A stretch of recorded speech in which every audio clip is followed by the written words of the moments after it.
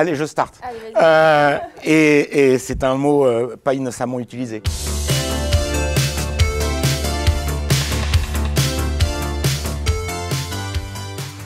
C'est bien sûr le lancement Windows 95 avec le thème Starting Me Up.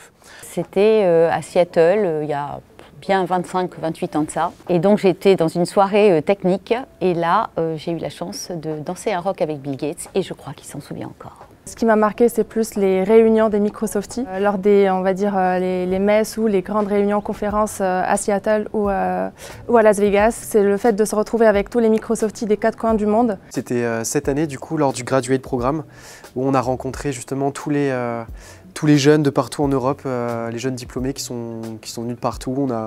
On a fait toute une semaine ensemble, assez sympa.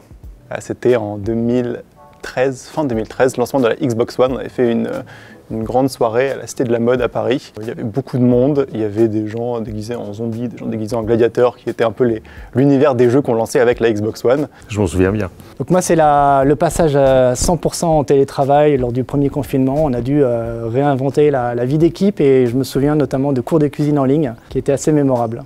Nous, c'était des cours de yoga. Nous, on faisait des cours d'œnologie. Et nous, des apéros.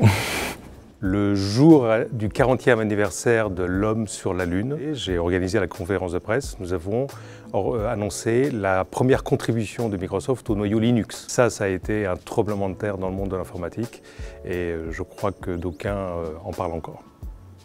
Mes nuits du réveillon de l'an 2000, parce qu'en tant que directeur technique du passage à l'an 2000 pour Microsoft France, j'étais avec pas mal de mes collègues du support dans les locaux de Microsoft, pendant les 2 nuits de ce réveillon. Et moi j'étais aussi d'astreinte, mais chez le client, j'étais à la Banque de France. Ouais. On a eu beaucoup d'off-site et dans toutes les divisions. Celui qui m'a marqué, pareil, on a pris l'avion, on ne savait pas où on allait, on s'est retrouvé en Tunisie. Et donc on a dansé toute la nuit à Towser, dans le village de Star Wars.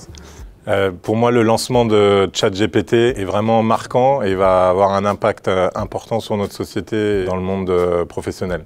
Sans hésitation, pour moi, c'est l'attaque virale chez Bouygues Telecom qui a eu lieu en 2003. Leur messagerie a été en panne pendant 3 jours. Nous avons pu rétablir en fait un mode opératoire dégradé en 6 heures. Il a fallu organiser une équipe de réponse, trouver la faille et mettre en place en fait un plan d'exécution pour Bouygues Telecom. Alors moi j'en ai un, je pense que personne n'a fait le même. J'ai dansé déguisé avec Bill Gates et Steve Ballmer. Ah, Julius. Alors c'était peut-être la même soirée. Et donc c'était lors d'une convention annuelle qui avait lieu aux États-Unis. Donc c'était en l'an 2000 à Atlanta. Et donc en fait, il y avait une passation émouvante entre Bill Gates et Steve Ballmer qui était devenu le nouveau directeur général de Microsoft au niveau mondial. C'était les au revoir de Steve Ballmer, donc, qui était notre CEO il y a quelques années avant Satya Nadella. Enfin, il aimait la France particulièrement et c'est vrai que son départ a été très très émouvant. On était tous réunis dans le hall de Microsoft France pour lui souhaiter bon vent, bonne continuation. Donc oui, j'ai une anecdote très mémorable qui était le lancement de Windows 95. Nous avions fait une fête ce jour-là incroyable dans les locaux de l'entreprise. On avait d'ailleurs fait passer toute l'équipe marketing produit qui avait travaillé pendant des mois sur ce lancement dans l'eau. Pour ma part, c'était la clôture de l'année fiscale Microsoft 2022 en juin dernier. On était tous ensemble sur les étages dans les locaux de Microsoft pour enregistrer les derniers contrats et ensuite on a fêté tous ensemble la fin de cette très belle année avec tous les Microsofties.